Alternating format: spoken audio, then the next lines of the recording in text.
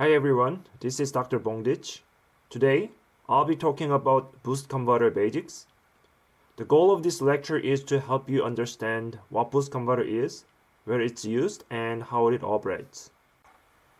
Boost converter is comprised of 4 elements: a MOSFET, a diode, an inductor, and a capacitor. The MOSFET Q1 acts as an active switch. The diode D1 acts as a passive switch. In boost converter, the output voltage VO is larger than the input voltage Vin, so it's called a step-up converter. There are tons of applications where boost converter is utilized. For example, in hybrid electric vehicle, high voltage battery is boosted to 600 volt to drive traction motors. With higher voltage, the current becomes smaller.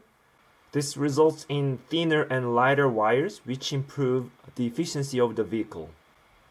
In data center power supply rack, boost converter generates DC bus from the AC input voltage at the front stage. Usually, DC bus voltage is 400 volt and higher than the input AC voltage. Another example is a PV system in DC microgrid. The boost converter provides power to the 400 volt DC bus from the solar panels. As you can see here, boost converter is everywhere in our life. Now, let's talk about the operation principle of boost converter. When Q1 is turned on, the current at the input side flows through the MOSFET. With Q1 on, D1 anode voltage is 0. The cathode voltage is the same as the output voltage. Then the voltage across the diode is VO and it is reverse biased. Since the input is not directly connected to the output in this case, the energy stored in the output capacitor provides power to the load. During on time, the inductor voltage is equal to the input voltage, so the inductor current increases. Here the current ripple is directly proportional to the input voltage. When Q1 is off, the current flows in this way. As the inductor current must be continuous, the inductor current makes D1 forward biased and flows through D1 instead of Q1. Now that the diode is conducted, the voltage across D1 becomes 0 and the voltage across Q1 becomes Vin. Then the inductor voltage becomes Vin minus VO. Since the inductor voltage is negative, the inductor current decreases during the off period. The inductor current at T2 instant is equal to T1 current plus the current decrease during the off period. The current ripple can be expressed like this. With this being in mind, based on the inductor voltage in on and off states, we can get the input to output voltage conversion ratio of a boost converter in steady state. The inductor current ripple during on time and off time must be the same, which is achieved by having the average inductor voltage in one switching cycle 0. This is called inductor volt-second balance.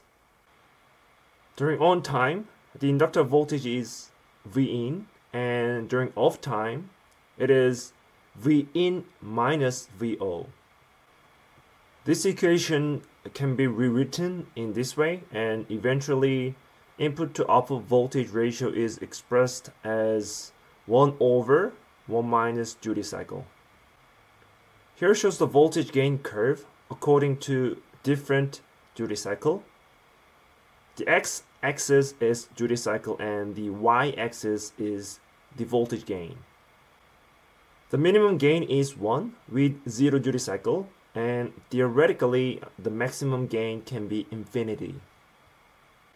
However, due to parasitic elements in the circuit, it is not possible to have the infinite gain, Regarding the parasitic elements of the circuit, since it's super important, so I'll be discussing this one in another lecture in details.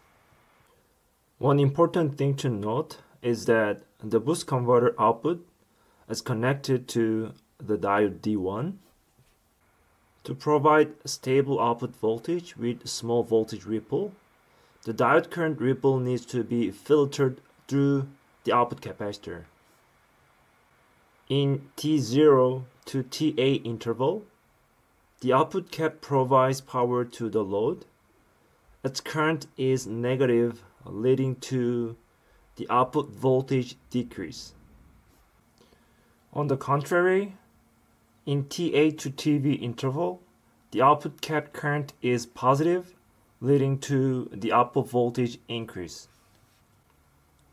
The output voltage ripple can be simply calculated by integrating the output current in T0 to TA interval and divided by the output capacitor. It can be inferred from the equation that the higher the output voltage is, the larger the voltage ripple is, because duty cycle would increase given that power consumption of the load stays the same. Lastly, let's see what's the difference between buck converter and boost converter. As mentioned in the previous page, since boost converter output is directly connected to the diode instead of the inductor, as in buck converter, the current ripple filtered by the output capacitor needs to be much larger to maintain the same output voltage ripple. So larger output cap is needed in boost converter. Reversely, when it comes to the input current ripple, buck converter creates a larger current ripple at the input side, and this could be very detrimental to other systems.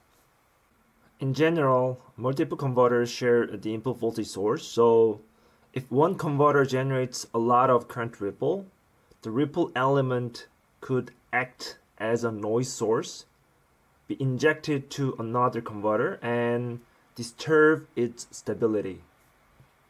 There are international standards which restrict the amount of noise coming out from the converters to prevent the undesired interference.